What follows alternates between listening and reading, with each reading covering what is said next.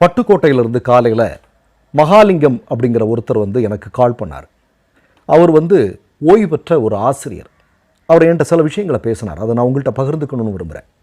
அவர் முதல்ல என்கிட்ட ஒரு விஷயத்தை கேட்குறாரு. என்ன அப்படின்னா, இப்போ கட்சிக்காக மாநாடு நடத்துறது சரிதாங்க, ஆனால் எங்கள் தமிழ் கடவுளான முருகனுக்கு ஆர்எஸ்எஸ்காரன் தமிழ்நாட்டில் மாநாடு நடத்துகிறேன்னு சொல்கிறான், அதை நாங்கள் எப்படி ஏற்றுக்க முடியும் அப்படின்னு அவர் கேட்குறாரு. அப்போ நான் அதுக்கு பதில் சொன்னேன், நம்ம எல்லாம் ஏற்றுக்காததுனால தான் சார் பாஜக ஆர்எஸ்எஸ் தமிழ்நாட்டில் இந்த அளவுக்கு திணறிட்டு இருக்கிறாங்க அப்படின்னு நான் சொன்னேன். அடுத்ததாக அவர் ஒரு முக்கியமான செய்தியை சொல்கிறார்.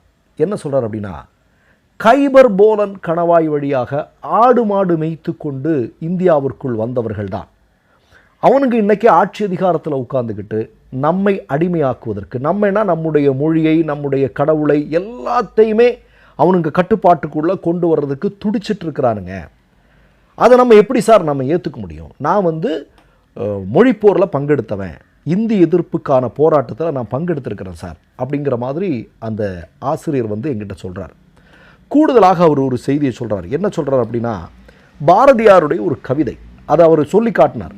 என்ன சொன்னார் அப்படின்னா, சூத்திரனுக்கு ஒரு நீதி, தண்ட சோறு தின்னும் பார்ப்புக்கு ஒரு நீதி என்று சாத்திரம் சொல்லும் என்றால் அது சாத்திரம் அல்ல, சதியென்று கண்டோம் அப்படின்னு பாரதியார் பற்றி ரொம்ப வெகுவாக சிலாகித்து பேசுகிறார். பாரதியாருடைய வீட்டில் செல்லம்மாளை கூப்பிட்டு தாழ்த்தப்பட்ட சமூகத்தில் இருந்த மக்களுக்கு உணவு போடு என்று சொன்னதிலிருந்து பல விஷயங்களை அவர் பகிர்ந்தார். அவருக்கு ரொம்ப கோபம்.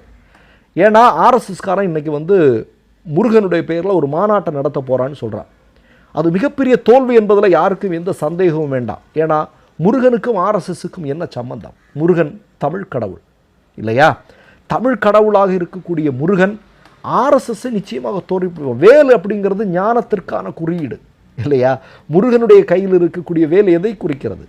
ஞானத்திற்கான குறியீடு. தமிழர்கள் ஞானத்தோடு இருப்பவர்கள். ஞானத்தோடு இருப்பவர்களுடைய இடத்துல நீ முருகன் பெயரில் மாநாட்டை நடத்தினா நீ என்ன ஆகும்? ஒத்த ஓட்டு பாஜக அப்படிங்கிறத தாண்டி 0 ஓட்டு பாஜக அப்படிங்கிற இடத்திற்கு தான் பாஜக நகரும். இது ஒரு பக்கம். இப்போ அவர் சொல்கிறதுலேருந்து நான் சில விஷயம் பேச வேண்டியது. அவர் இப்போ என்ன சொல்கிறாரு? கடவுளை கையில் எடுக்கிறாங்க, தாங்கள் ஆட்சி அதிகாரத்துக்கு வரணுங்கிறதுக்காக கடவுளை கையில் எடுக்கிறாங்க. இது ஒரு பக்கம். இன்னொரு பக்கம் நீங்கள் பார்த்தீங்க அப்படின்னா, அமித்ஷா ஒரு செய்தியை சொல்கிறார். என்ன சொல்கிறாரு? ஆங்கிலம் கற்றுக்கொள்ளக்கூடிய இந்தியர்கள் வெட்கப்பட வேண்டிய காலம் வரும் அப்படின்னு சொல்கிறார். அதற்கு ராகுல் காந்தி ஒரு சிறப்பான பதிலை கொடுத்துருக்கிறார்.